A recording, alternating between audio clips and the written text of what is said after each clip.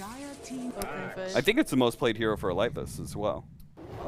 Surprisingly so. Lightless does have the kind of hero pool. He also likes the Monkey King very much. Like, those like almost somewhat active heroes, not so much the farm heavy. I've never seen a Lightless successful with a late game hero. And if it is a carry SF, that Axe is gonna suffer. That is not the easiest of lanes. This is a very fast draft. Yeah, bang out those picks. They're like, all right, Axe Phoenix, let's go. Kind of iffy on Axe right now. Like, I just don't really like that hero as an offlaner right now, just because I feel like it falls off. It doesn't really have, ever since they took away what his shard did, Absurd right? shard. It's just, it doesn't feel the same. Like, I would prefer like a mag or something like that. Sure. You know, like Mag Monkey. Okay, he's gonna farm faster. You still have the BKB AoE piercing disable that protects the sun, which I pulled from the tarot cards here. The sun, He just has it. ready It's to go. crazy. There's tarot cards. Obviously, you pull the right one at the right moment. That's fate. That's how it goes. Sheep, don't you know how this works? No. I'm reading the future right now. Only. You read my future? One other thing I like about the Phoenix pickup, less so the Axe, but I do like the Phoenix pickup, is the fact that these heroes like SF, Terrorblade is another one, they don't really like Phoenix. And the reason is because they do so much damage with every single hit. What? You don't want to be using those hits on the egg. Sure, fair enough. Right? So it's one of those things that just, like, you do such an overwhelming amount of damage in just a few hits, having to hit the egg instead. You know, if you think about that math of, like, let's say you hit the egg 5 times, right? And, like, it's level 2 egg, you have some allies helping you. Even if you kill it, that 5 times you've done that's over 1,000 physical damage that you could have been using on somebody Phoenix, else. You know, really. It's just whoa, he 5-shot Phoenix, that's crazy. Maybe it was a 3-shot because someone helped. Well, if he wasn't in egg form, he would probably 3-shot him, right? Yeah. So that's like a whole 2 shots extra that you've been saved thanks to the that's super somewhat, that is very little efficiency, you're right. Anyway, so these heroes just don't like the fact that there's something to hit, right? Same theory with like Tombstone, stuff like that. They like to be able to focus down heroes, and this egg gets in the way of that. Sure. Yeah, I really like Empire's core picks right now with SF and Bloodseeker. I just have no idea what lanes these are going to. Just straight up. SF can go mid carry, Bloodseeker can go off lane carry. They haven't really shown exactly what the core of their draft is. The only thing I would say it gives away is that Oracle obviously is a support that will enable one hero to just go absolutely wild in fights. And SF being a hero that, especially with his shard, outputs so much damage, right? Oracle's going to keep him alive for so long because he's quite a squishy hero. You see a typical SF game, you see this guy run into a fight, he dies instantly, or someone ganks him, he dies instantly, and then it's just like, oh, our carry is dead. And that is an SF game, and now they've taken our base and we've lost. Oracle, gonna prevent that. It gives their win condition, if SF is the win condition, the ability to just keep going and take over this game. It looks like Gambit thinks it's mid SF, like you were talking about in safe lane Bloodseeker, because they're afraid of these off lane Iki ranged heroes that are very good against Monkey King. The last one that is left is Necrophos. If they are going to continue going down that type, there's the Death Prophet. So I think definitely think it's mid SF. They have a little bit of saves. They're not like the traditional saves for Death Prophet, but Nightmare can help you out here, and then of course you've got the Sunray from Phoenix.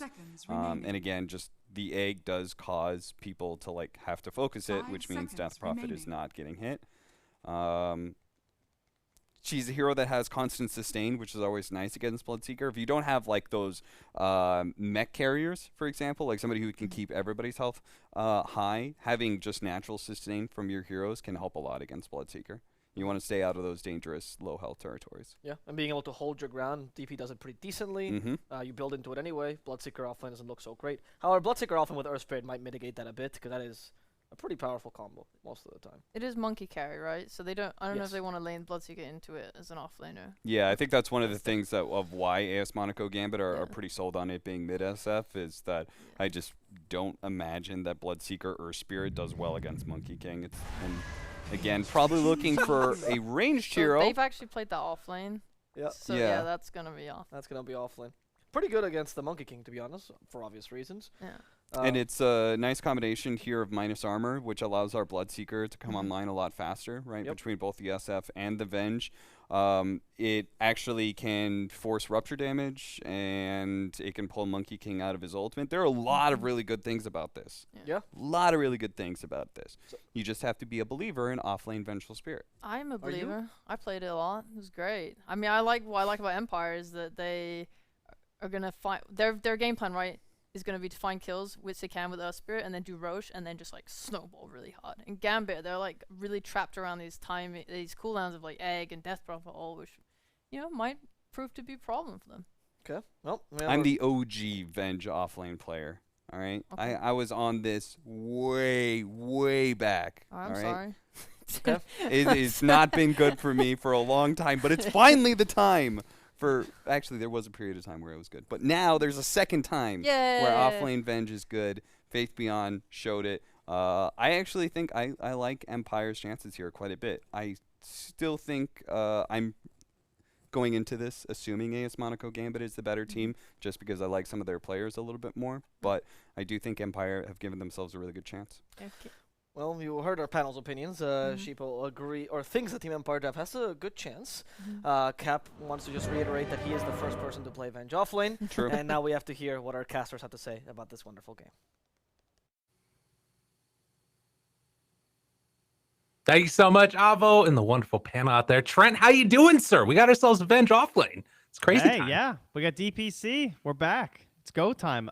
Very happy to see EEU returning here. Of course, you know, the champion region here, ladies and gentlemen. So got to put respect on everyone competing here now. And, you know, they're going up against the champs. So they got to bring their A game. And they have brought their A draft here.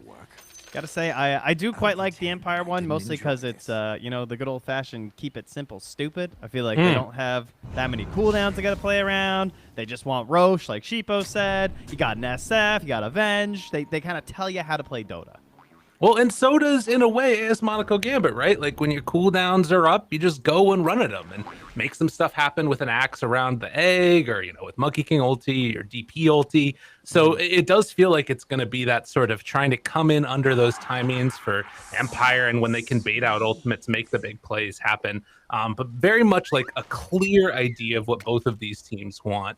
And I'm pretty stoked. I mean, I think the panel touched on this a couple of different times, but like, the rise of these like young, incredibly talented players is so cool to see in this region. Yeah, and what we have in this game too, we have two of the absolute like best and biggest Earth Spirit spammers out there. We have Immersion versus TSA. TSA rocking that level 30. You know, the Grandmaster grinding Earth Spirit. I'm pretty sure Immersion has one too, but I'm sure you're all familiar with him playing in like pro matches as well. I think he's one of the best ones out there. So. I'm expecting big stuff here from the Earth Spirit in this whole series.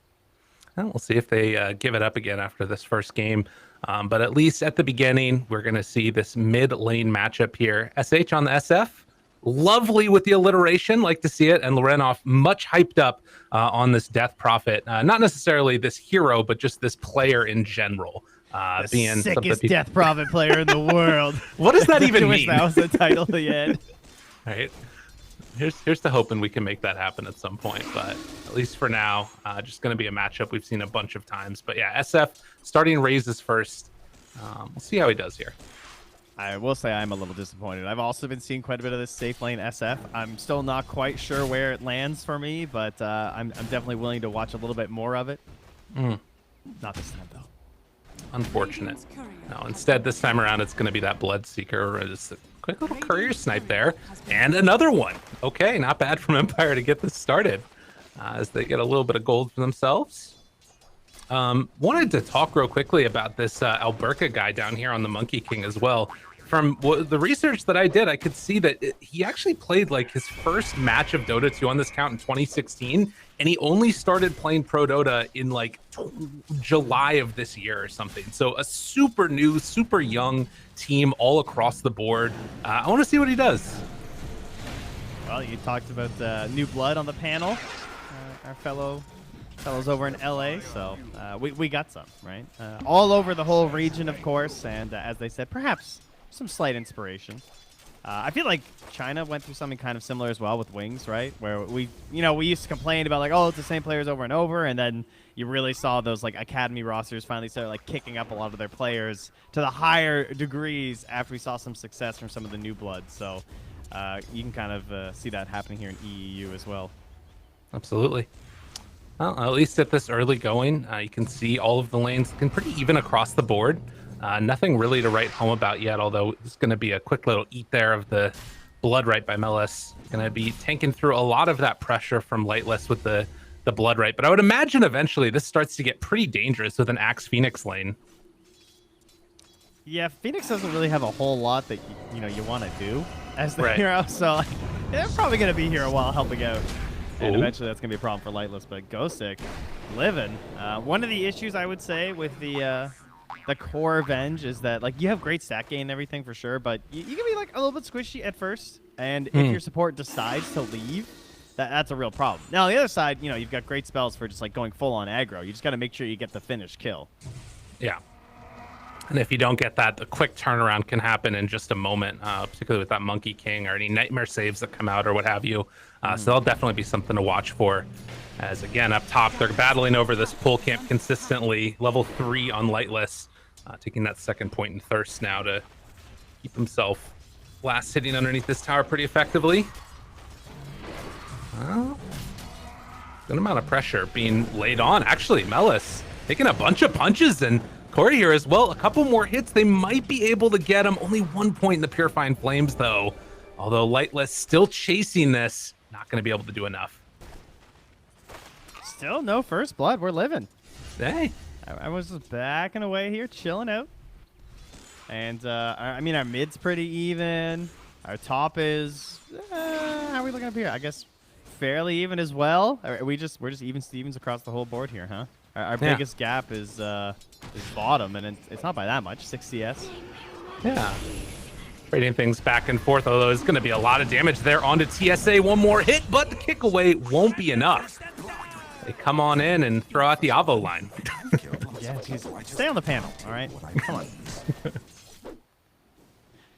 Good go there, though. Not expecting the Earth Spirit to be the one to die first. I guess it's mostly because like the positioning that you have to do, right? When you're trying to ensure the Ghost can continue to last it in the lane. But a very tanky hero, even in the early parts of the game. But happy able to kind of pierce through that with the second point into the brain sap. As Bane continues to be like one of the absolute best heroes in Dota. This hero needed more respect at TI. Yeah, I think it ended up being like one of the most winningest heroes as well. Ooh. Couple spins. Yeah, Bane feels like it's one of those ones that like it gives you so much in the game, whether it's just the early laning presence or the save that you get. Team fight can be a little bit finicky. Obviously, like Fiend Script's amazing, but in the later stages, that Bane ends up getting caught, can end up being dropped pretty quickly. And meanwhile, Melis up top also getting caught, getting killed. The Oracle ends up finding that finish.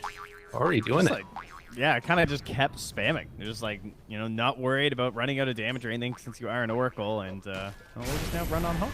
Regen back up there, and I'm sure we'll be back just in time for when the Axe actually makes a reappearance here. So, tough times up here from LA's.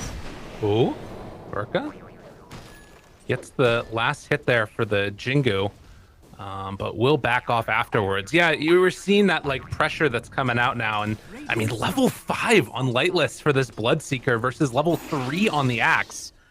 It is, in terms of levels, definitely not gone their way. And this is going to continue to keep immersion up here as well to like try and use the attack speed slow to keep melees fine. Ghostic. Be able to rotate to help out anyone. Down bottom, gets brought down. Alberca making the play on the Monkey King. This lane is turning into the real problem as well here, though. Like the Bloodseeker is going fine, but I feel like they just can't get back into position down bottom. Between Happy just like controlling the camps, getting that first kill on the Earth Spirit, they're getting the wave back towards the tower. And how do you actually get in there with these two heroes without being so vulnerable as you just saw? Yeah, it's really tough to just like remain survivable in that lane. TSA coming in, going to unblock this camp. Could set up for another round of stacks if they want, but their Ancients are also blocked out right now. Gets 2 for 1, not bad. Okay. Up top, meanwhile. Use the Battle Hunger, but instantly gets the double value there on the Fortune's Edge to dispel as well as hit him with a little bit of a root. So, no issues here for Kiori. Yeah. He's having a good time with it. SF did make this rotation down bottom. And it looks like he's just going to try and stack up again. and head back over to the side, trying to finish off his boots in just a moment here as well. That's a nice little chunk of change for him eventually to clean up there as well. All right. I mean, we're clearly just waiting for a DP rotation. Has an arcane rune. This is very tempting. So like pig pull your way up there and try and run at these guys with your exorcism, right? Seems like a pretty good plan. They do have rupture. It's very weird. Do you just run at them? 4 axe, like I don't even know.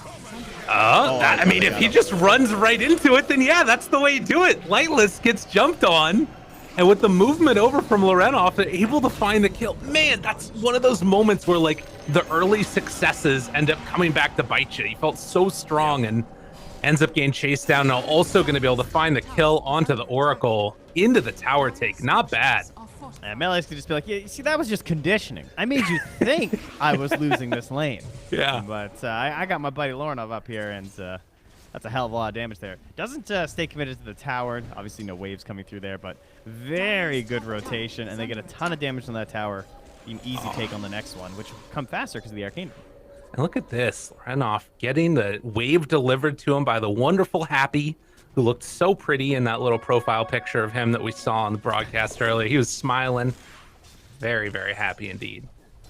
But yeah, that early rotation, 4-1 to start. Still less than 1,000 gold lead separating these two teams.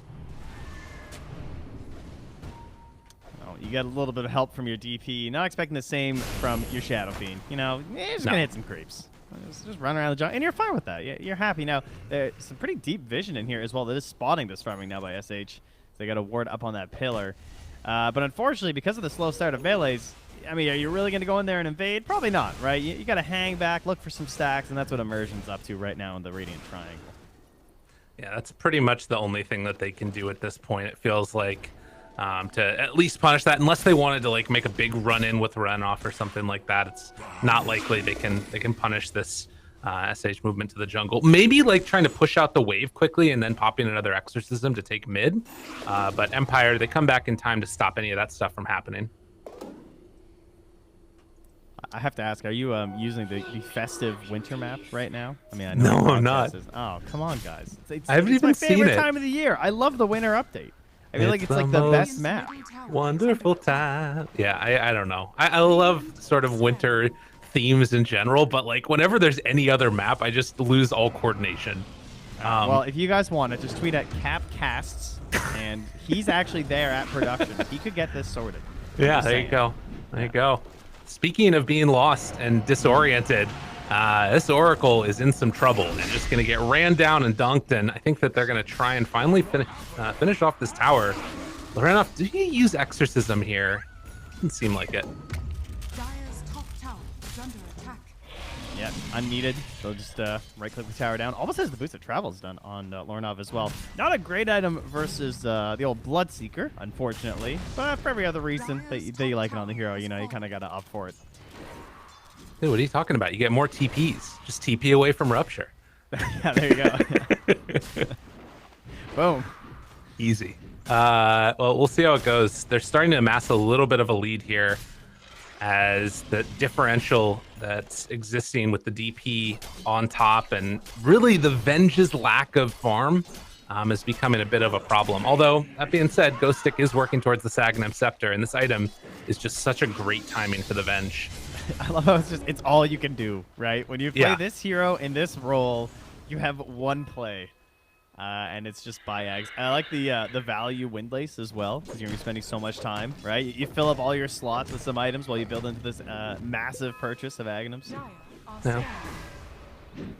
Oh, scan.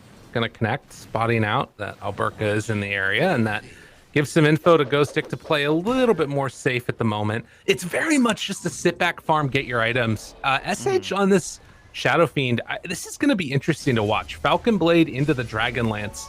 I know we've been seeing more Shadow Fiend. Do you like the physical build here as opposed to the more magical one against the Monkey King you sometimes see?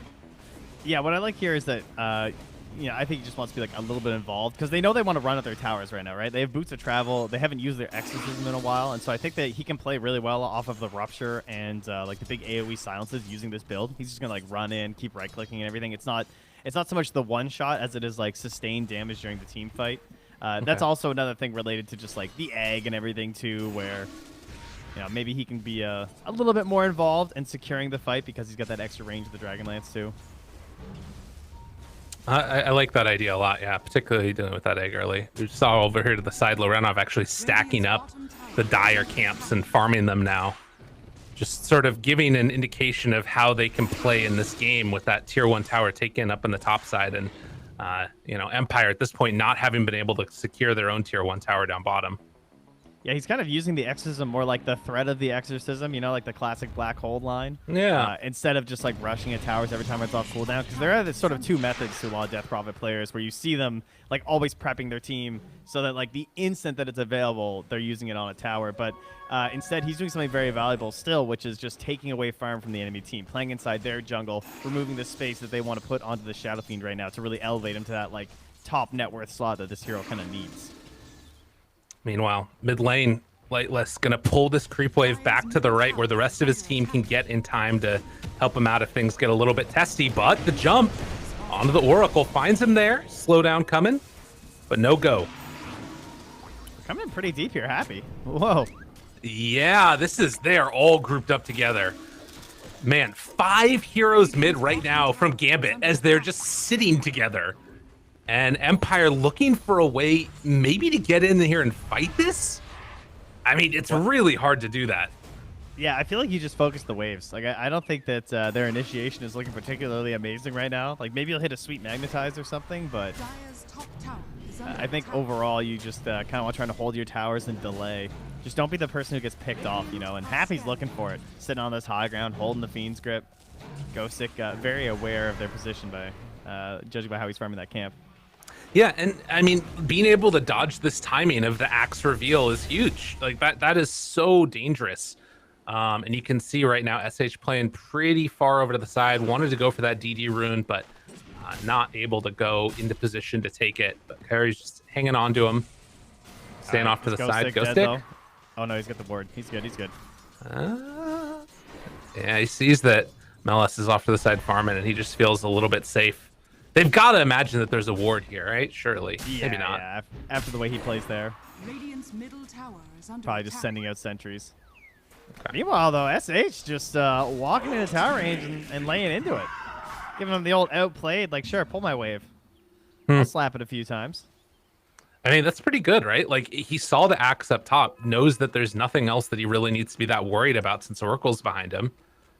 So sort of making a good play given the positioning of Gambit.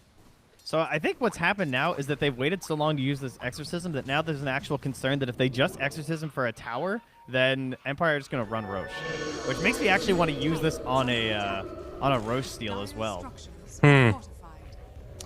Well, that is definitely a danger. Exorcism's popped mid. I mean, if they can get this tower, then that makes the Roche that much more difficult to get at the very least. So that's one nice part about it. But it is going to be tier 1 tower secured and still no towers taken for Empire. Yeah, they're trying to trade a bit of damage down bottom, but they can't even really get that. SH walks by. They see him. There's nothing there to jump. Thought Durara was a little bit closer, but not going to be in position. Is near. There's the wave and everything, but they don't quite have the damage. It'd be very risky near that tier 2. Great ward, though. That is very unlikely to get dewarded this early, I feel. I'm not sure. What angle did he place it? Did he just walk up to the trees and place it on the low ground? Because I don't even think they realized that they were at that spot. So that's why it's just so unlikely you're going to see that. Because they've been controlling that part of the map for a very long time on Empire, right? Doesn't really feel like it's been invaded. Meanwhile, Happy just runs into Ghostic, gets the Nightmare. Now, there is some help nearby from the Oracle, and it doesn't appear that they want to go for the full commit onto that Venge. Right now, 300 gold away, goes in for the taunt. Gonna connect. Do they use the save? They will. Ghostic kept alive for the moment, but the Fiend's grip afterwards, and, well, that is a lot committed, but they will get the kill on the Venge. What's so good here, this is just like what happened mid, though. Like, my concern was that they use everything to, like, win a fight to take the mid tower, but instead they get the mid tower with just Exorcism. Now they get a pick off onto the Venge with just Fiend's Grip. They're still holding the egg, they're still holding the Wukong, so there's no, like, freedom for Empire to really move out, and so their only option is still just, like, well, we have some map space, let's just keep farming up our items, but... Right. Like, there's just so much space right now for Gambit. Surely this is going better for them. I mean, it feels like it. At least they're the ones that are definitely setting the tempo and, you know, going to get into that next set of items, I would imagine, pretty quickly here. I got a BKB. Excuse me. Is he going Deso on the Monkey King? Oh, man. All right, this guy's crazy. Big damage. I mean, with double BKB coming out on SF and Bloodseeker, I'd be a little bit afraid going straight Deso on Monkey, but if he can get away with it, that would be awesome. Alberca, not afraid. That is interesting. I mean, obviously it syncs up pretty well with the Exorcism, but other than that, I mean, he'll just hit really hard himself. That's always cool. You know, he's got a Brigand's Blade. That's true. And Ghostic, decent recovery, I will say. Not the fastest farming hero. They spend a lot of time just hitting creeps, so that does help out here. But he has the Aghanim, so this is their timing. Empire are now prepared to get a little bit aggressive, right? Yeah. Just a little, a smidge. Let's see if they go for it. I mean, they smoke up. And again, this is pre-BKBs, but still a good opportunity in it. As you say that, though, BKB now finished for Lornov. Yeah. Let's see if where they want to go. Look at them stutter stepping. Like, yeah. Oh, this is so nice. Oh. Wait a minute. Where are they? They got tons of vision. Everybody sees everything. Jump in, catches onto one. Oracle's nearby, though. Gets the save off. Now roll afterwards. They've got the egg. SH on the complete other side of the fight right now. They blow up one, but will it be enough afterwards? Magnetized Wukong's coming down, and they get the Fiend's Grip onto SF, caught completely alone. Cast one spell that entire fight. Did not nearly enough damage, and it will be a 3-for-1 in the end, and maybe into Roche after. Yeah, he didn't even have to pop his BKB on the Death Prophet to do it. Great start to the fight there. Melee is just jumping in, catching. Yeah, it forces out the False Promise right away, as you said, but then they have the double layer of the egg happening on top. So the False Promise is out, but then the egg is already in play. And so that creates like a pressure on Empire, right? To try and figure out how the heck are we going to take this fight now as this egg is ending. And you pointed out SH, like he just couldn't figure out anything. He's like wandering around the pillar, walking upstairs by himself, and then he just got comboed to death. Wow, that was a hell of a fight right there for Gambit. And maybe they can get some type of retribution here as they'll find the Monkey King, roll onto him afterwards, brought down pretty low and going to drop. So they get a little bit of retribution. Yeah, so he basically, I'm not sure if they knew the Venge Eggs was up. Because the instant they killed the Venge, they just kind of like ran away. And I felt like maybe they could have killed the illusion at the same time. But either way, I think what happened there is that you're just not thinking of it, right? As the monkey, you're like looking at the heroes. You're like, okay, how can they initiate on me right now? Because you're just looking at the top of like heroes that are dead, and then you get swapped in by Avenge Illusion. You're like, oh right, yeah, she's alive right now. Yeah, the positioning of him too kind of looked like he wanted to jump away through the trees and get out of there. But heads up play, Ghostic making the move. And it is still right before these BKBs for Empire, but it looks like they made the move towards mid, don't want to go for the full commitment. And where do you go right now if you're Gambit? Do you just try and make another run at it? You don't have Exorcism for another 40 seconds. See what they decide to do.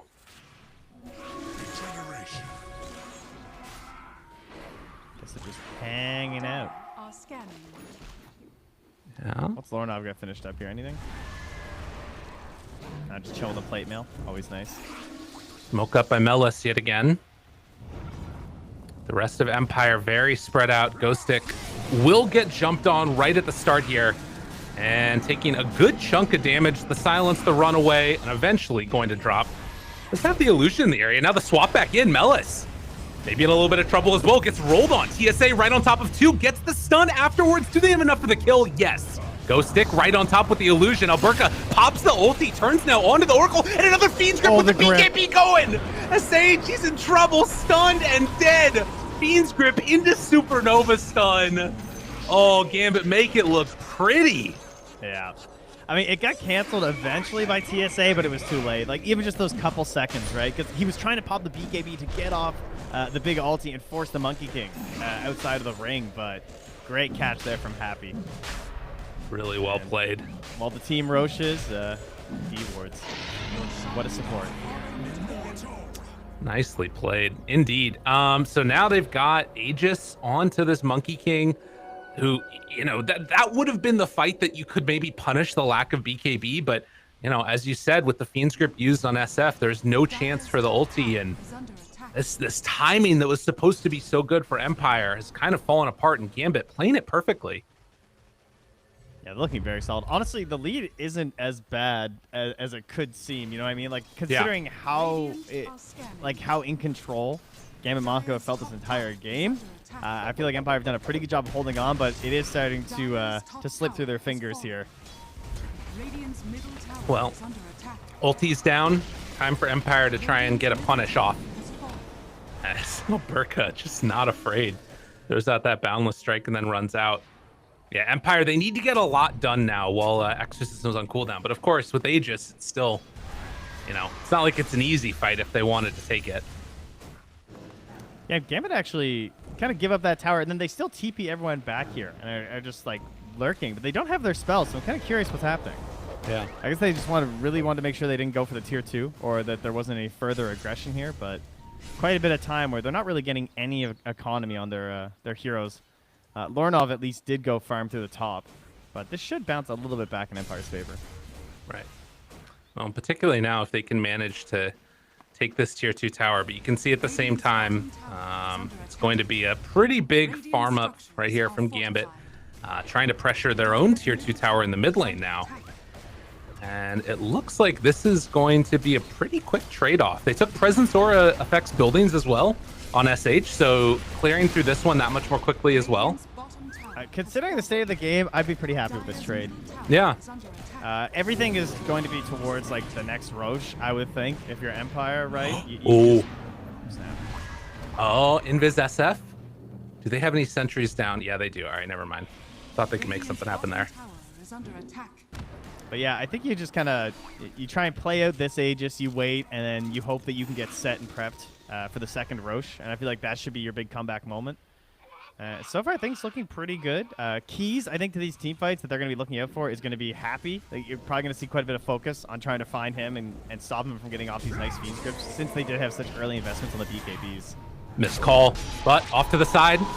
Alberca, feared, forced out of the trees. Now the turn in the roll, they catch him. In a ton of trouble right now, and no BKB. Aegis is down.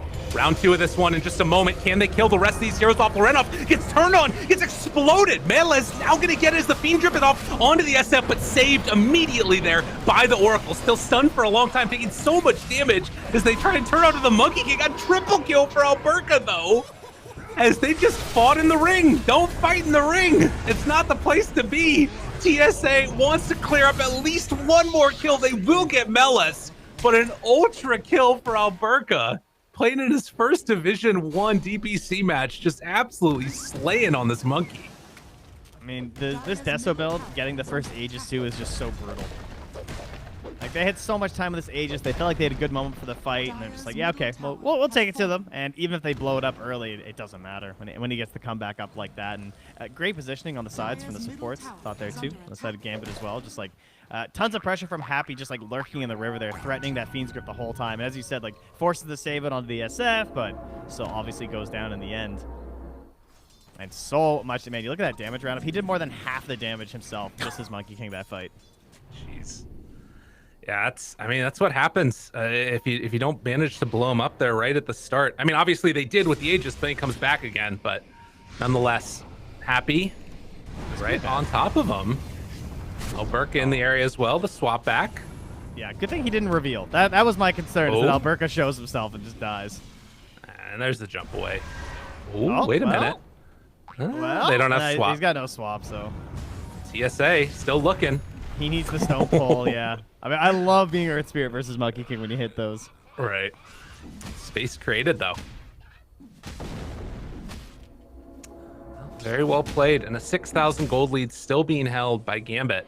And we're getting towards that next tier of items for them as well.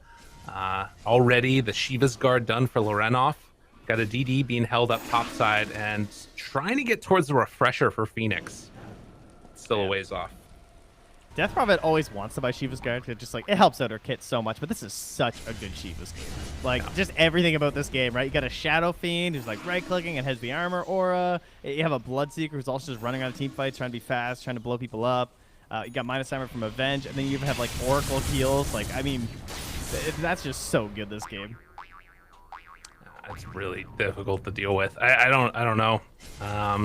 It's gonna be a tough one. We'll see how it goes. The jump in, the call is there. Got him caught. Roll afterwards. SH caught at the last second. Gets alive with the Fiend's Grip again to interrupt. He's so damn good. They get the dunk afterwards. Ghost Stick goes down. Illusion soon to fall.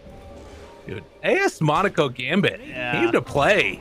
We needed some faster false promises there, because the dunk, right? He false promised him at 280 HP, so it didn't even matter, right? Once Axe gets over there, you're still gone.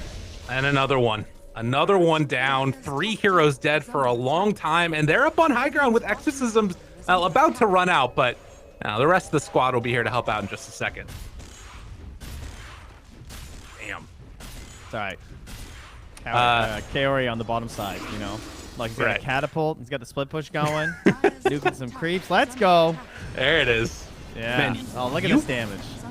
You weren't wrong about that Bane, by the way. This hero, like, dude, he's a game winner. It's crazy. I'm just salty because I had him for most pick for TI because I thought the hero was broken, and then he ended up being like the highest win rate at TI, but people just weren't picking him. So you're too good. That's really what I'm hearing. It makes me think that I was right anyway. Okay. I think that's how it works. I'd like some compensation points, please. Yeah, we can all cope in our own ways. This is fine. Thank you. That's just I'm puffing it up, baby. 9,000 gold lead, 21-7. And I mean, again, you think about the way that you want to play this game for Empire, and you just want to punish those long cooldowns. But every one of these fights afterwards, it feels like they can't like grab on to Gambit and sink their teeth into him. No chance. It's very hard for them to actually like start those fights. Like, I mean, the panel mentioned at the start of the game too, but just this whole concept and idea of Empire, they never found that this whole game. This idea of just like, oh, we have a lead and we're going to force objectives like Roche and stuff with low cooldowns. We're going to keep like shoving our lineup down your throat. They weren't able to do that. They started the game on the back foot, and they never quite found that moment. They've had their chances for sure. Like, they've had the timings where they've lined up and they stabilized the game, but they've just lost those key fights. They're, you know, and that's just how it goes sometimes. Well, and of course, you know, being able to take that bottom tier 2 tower, it again feels like these winning moments, but it's winning moments that are allowed by Gambit. Everything is like, you know, Gambit allows you to do this at this point. They were like, we're not going to take that fight until we have all our ultis back up, but we need to see Empire win one on their sort of terms, which is not easy. See how it goes. Got a 2-minute Roche spawn here, and a nice ward up top there too. Love that one. A little sneaky high ground one in case they come back later. That might be one of those pick-off wards too, right? They're going to like get the Aegis, then they'll smoke up, wait for someone to clear that wave. You get Fiend's Grip from the low ground. You're very sad. Right. It's just predicting the future here. But they're predicting a future of victory here from Empire by smoking up here. Oh, that's a good hero to see. They can blow him up at the start. Immersion. Oh, so close to that swap, dude. Dude. He almost had him. That's crazy. Well, I mean, they should be able to get it too. It just like if you don't get it that first time, then the rest of the team's right there behind, and it starts. It just everything is not quite working for Empire. It's like a little bit off. If Immersion gets the Yules off, do you really want to stick around there and try and like follow up on that and get called or just like hit by a boundless strike or something? Oh, they're going for the big wraparound. And they're wrapping like a Christmas present here. Where are we going? Let's shows mid. Sage should be a great one to get. Or, a lot of pings. Did they see the Oracle? Doesn't quite look like it. We're not taking couriers. We're going for heroes. Oh, and they find the Oracle right at the start. Silence, swap out. Still alive, maybe a chance, a turn. SH tries to do it, wants to go for the ulti. There's no Bane, nothing yet used, and SH pops the ulti afterwards. With the buyback from the Earth Spirit, maybe there's a way that you could try and turn this back around. I don't know, it seems unlikely though, and there's the jump forward. They find SH, he too will fall. An ultra kill for Alberca again. That's just the way his day has gone. Great gameplay coming out from this Monkey King. That was a pretty cute play. I think maybe Empire had an idea. Like, I almost want to say that Oracle did it on purpose with how fast they got the swap off. But I don't know. That vision, too. Like, coming in behind with big wraparound, getting some vision up on the pillar. That fight just sort of plays itself. Very well done. An impressive showing. 12,000 gold lead. And 31 minutes in. I mean, at this point, you can go back for Roche, I guess. That's probably the safest option. We'll see if Empire can come and contest this one. But it ain't easy. No, it certainly isn't. I mean, Carry has a Blink Dagger now on the Oracle, so perhaps won't get caught first and can play a little bit further back and maybe get off some big clutch false promise. But this will be your last chance, and it's probably going to be a high ground fight, unfortunately. It's obviously they're well into this Roche by now. SF's not up, so we won't be seeing any sort of fight. And who's getting a shard here? That's a good question. Maybe, I don't know, maybe you give it to Monkey King. I wouldn't mind that. Some extra mischief. The DP one, too, though. Yeah. Dude, They're giving it to the Monkey. he's a carry player. Surely. He's carrying it. Doesn't need it. He's going to sell it. Although Happy's running to him. He's begging right now. Yeah. It's like, yo, dude, come on. Let Help me me get out. it. Oh, he took it. How dare you. Yeah. The mischief stuff's pretty fun. Disjoining projectiles. You know, I thought when we were Ghost Stick with the swap that we'd be seeing more of those swaps to break the like Monkey King ulti or you know, or anything. It feels like each of these fights they've put so much emphasis on just killing Loren off on this Death Prophet that they're leaving MK to do whatever he wants. And then they fight in the ring too. Kind of rough. Yeah. You're not wrong. They don't have a lot of like burst damage that just kills someone really fast either, because they don't have that blow up build of the SF, right? A lot of their damage is over time. Yeah. Rupture. Got him caught. Swap out afterwards. Wait, the BKB, no! He got it, got a though. bunch of damage. Okay, And he used the BKB. They used the ulti as well. This is maybe their chance. Empire looking for the greatest fight ever, but is it going to be enough? They get another Fiend's Grip on the SF. Full duration. The egg's coming down afterwards. This dude is mega dead. And they'll finish off TSA to boot. Damn, dude. All right, that was pretty cool, though. It was. A swap near the like complete center Yeah. of the SF ulti, but not quite enough damage to finish. As he said, he did burn his BKB, so that was a pretty solid start, but they're just so far behind. Yeah. Yeah, at that point, everybody else cleans up for the full-in initiation on the Monkey King. That was your classic, like, they're talking over, like, guys, how can we win a fight? Okay, if we do this. And they almost had it, you know? Almost. Wasn't quite enough. Sometimes that's the way the cookie crumbles, Trent. Well, this cookie has crumbled quite thoroughly at this point, I would say. I think Gambit can now just kind of reset, chill out, wait for DP ulti, and then go high ground. So a minute and a half for Empire to sort of figure this out, as they'll have 2 eggs to contend with as well here at the Supernova Refresher being available. That is potentially devastating. And at this point, I mean, I'm not even really sure. I guess you just do the same thing you did again with SF ulti and swap. I mean, I think you hope they overextend a little bit, because like, with how Happy has been playing these fights, it is a little bit harder going high ground as Bane. That's one of the parts of the map that's like awful to play as, right? Because even with your cast range bonuses, it can be really hard to get off good grips and stuff. Just because you're dealing with all the walls and everything, and you don't have trees to hide around.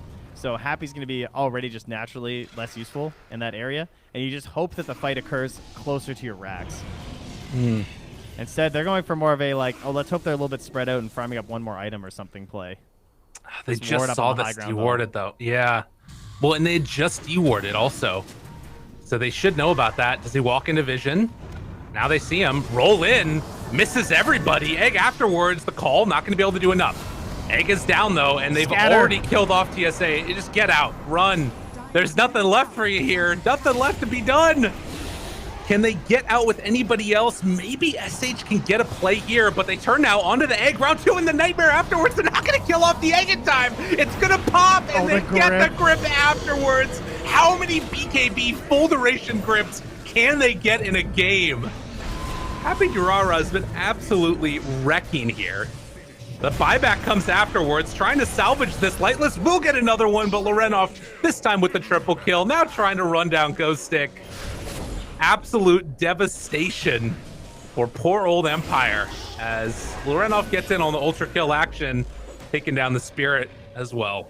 It's good, you know. You want to spread that love around a little bit here, and you know who I haven't given enough love to this game for sure is Melees, because I feel like Axe has, as a hero, has not been that great as of late. Right. You know, whenever I see Axe picked up in a draft, it does not excite me. I usually think like, oh jeez, like what are these? It's like, was Mars banned? Like why are you picking Axe, guys? But he's hit so many good calls this game. See, look, this is the opposite of the caster curse. Oh, devastating! No BKB left. No Oracle ulti, and GG is called. AS Monaco Gambit giving a little bit of love to the young upstart here on this Monkey King, and the rest of the team, just everybody playing it together perfectly. Whew. That's that was rough. that was very well played by AS Monaco Gambit. But going into the next game is Empire. Like, I mean, you can kind of shake it off a little bit, I would say, right? Just because, like, your lineup, it won an earlier start. It had a sort of, like, plan that never materialized. You know, someone spilled coffee all over the blueprints, and we'll just go next game and things will be fine. That's all right. Should have gotten some of that mate instead of the coffee. Nobody likes that stuff. But we'll be back in just a few with game number 2. But for now, to a quick break. So good.